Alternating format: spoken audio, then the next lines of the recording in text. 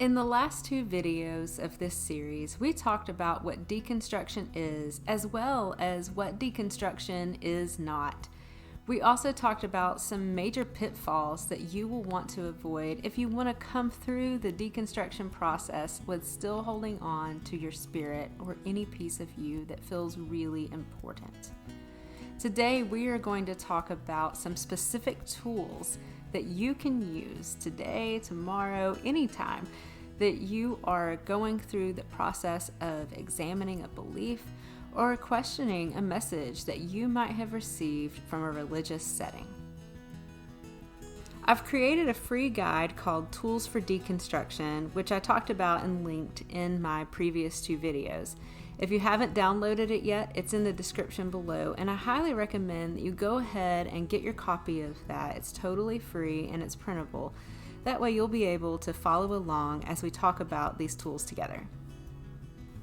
Today we are going to talk about 3 important tools you can utilize.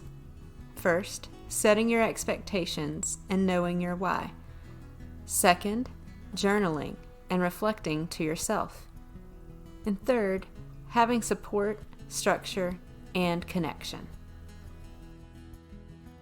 Whether you are just starting to re-examine a belief or an entire religion, or if you've been in the thick of it for years, knowing your why and setting expectations can help you avoid going down paths that you don't want to, and help your process be more constructive and beneficial to your overall well-being. In my Tools for Deconstruction guide, I provide a list of some questions that can help you process what you want, explore where you are currently, and identify what obstacles you might be facing. All of these questions together help you get at your why and your expectations. So here are a few of the questions included on the free guide. Ask yourself, what do I want to move toward when it comes to spirituality? This is an important starting point because too often, what got us to this place of questioning and deconstruction is what we want to move away from. So it's crucial to take some time to also think about what it is that you want to move toward. Second, ask yourself, how connected or disconnected do I feel from my spiritual self? This question helps you to reflect on where you are currently, as well as what is satisfying versus dissatisfying to you. It also helps you stay in touch with your full selfhood, including your spirit, which we talked about last time as being something really important to do.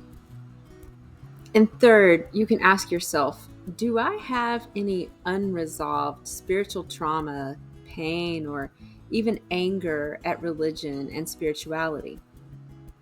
This kind of question is an obstacle identifying question. It can help you to see where some of your trigger points may be, where you might need some extra clarity, and where you might be able to use some extra support or resources.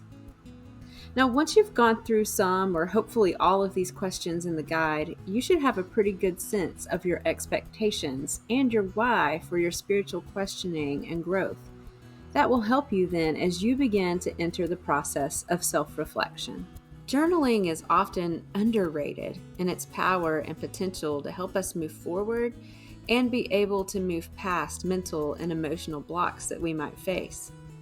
Taking some time to write out some responses to deep questions about your beliefs that you've called into question can serve as a sounding board, but also a way to organize your thoughts so you can have conversations with other people when you're ready for that step. So here are some helpful tips for reflecting and journaling. Writing is incredibly powerful, but you can also choose to do an art, audio, or even video journal if that's more your style, and if that's what helps you more than writing for whatever reason there might be. Allow yourself to be flexible with what works best for you for self-reflection. Make a practice out of it. Set a time, figure out a great place, and be consistent. Also make sure that you eliminate distractions, especially the online ones. Turn off your phone, turn off whatever devices and notifications that you need to, so that you can devote your full attention to some reflection. Some of the prompts that I include in my Tools for Deconstruction guide that might be helpful for you are: what beliefs or practices am I re examining? What aspects still resonate with me, if any? And also, what aspects feel unhelpful or harmful, among several others that are listed in the guide. Taking the time to reflect helps you understand better not only what you are questioning, but the parts about it that you are questioning or the parts that you're wanting to hold on to. This is like the example earlier that we talked about with using a screwdriver to carefully take things apart so that you can look them over and figure out what's going on and what needs repair. Finally, now we're going to talk about structure and support. Structure might look like a book or a certain study, taking a class, or even working individually, which is also supportive with a coach, a spiritual director, or even a therapist. Any real helper who has training and experience in this area.